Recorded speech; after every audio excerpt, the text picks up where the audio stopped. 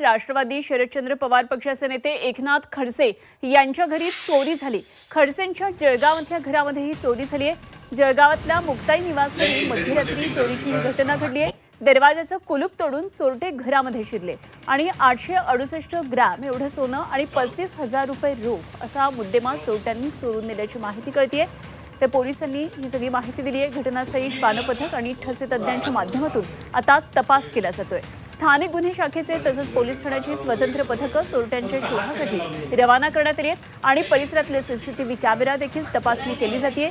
अद्याप या संदर्भातली कुठलेही धागेदोरे पोलिसांच्या हाती लागलेले नसल्याचं कळतंय। पोलिसांकडून घटनास्थळी तपास सुरू झालेला आहे आणि या ठिकाणाहून आढावा घेतलाय आमचे प्रतिनिधी वाल्मिक जोशी यांनी।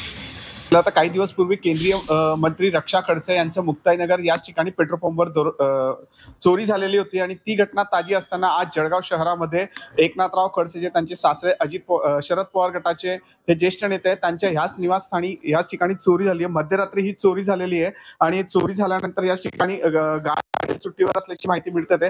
मात्र बघायला गेलं तर याच ठिकाणी काही सोन्याचे अंगठ्या व इतर साहित्य व कॅश देखील चोरी झालेली आहे। मध्यरात्री ही चोरी झाल्यानंतर याच ठिकाणी खडबडजनक घटना घडलेली आहे। आतमध्ये दृश्य कधी बघायला गेलं तर साधारण पोलीस व इतर पथक या ठिकाणी संपूर्ण जे आहे छानबीन करताना पाहायला मिळतात आहे। पोलिस देखील करतात आहे। मात्र ज्येष्ठ नेते एकनाथराव खडसे यांच्या निवासस्थानी ही चोरी झाल्यानंतर हा मोठी घटना या ठिकाणी घडलेली पाहायला मिळतात आहे। या संदर्भात बोलण्यासाठी जे एकनाथराव खडसे समर्थक आहेत त्यांच्याशी आपण बातचीत करूया।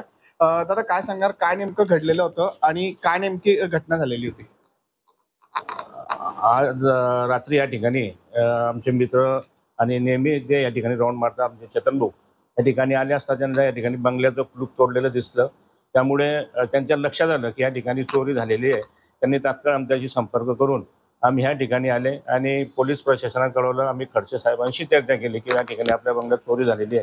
चोरी झाल्यानंतर या ठिकाणी गोपाळराव सरोदे आमचे नाताभाऊंच्या परिवारातील त्यांच्या रूममधील जवळपास 6.5 तोळे सोनं आणि साहेबांच्या बेडरूम मधले जे जवळपास 5-5 ग्रॅमच्या 4 अंगठ्या आणि 35,000 रुपये रोख कॅश हे या ठिकाणी गेल्याचं असं निष्पन्न झालेलं आहे। पोलीस प्रशासन आल्यापासून या ठिकाणी त्यांनी श्वान पथक मागवलेलं आहे। चौकशा चालू आहे। आता बघू या पोलीस प्रशासनाला चोर पकडण्यात कितपत यश येतं। नेमकं या ठिकाणी काही सीसीटीव्ही होते का आणि गार्ड काल होते का रात्री? असे या ठिकाणी गार्ड वगैरे नव्हते। दिवाळी असल्यामुळे या ठिकाणी गार्ड वगैरे नव्हते।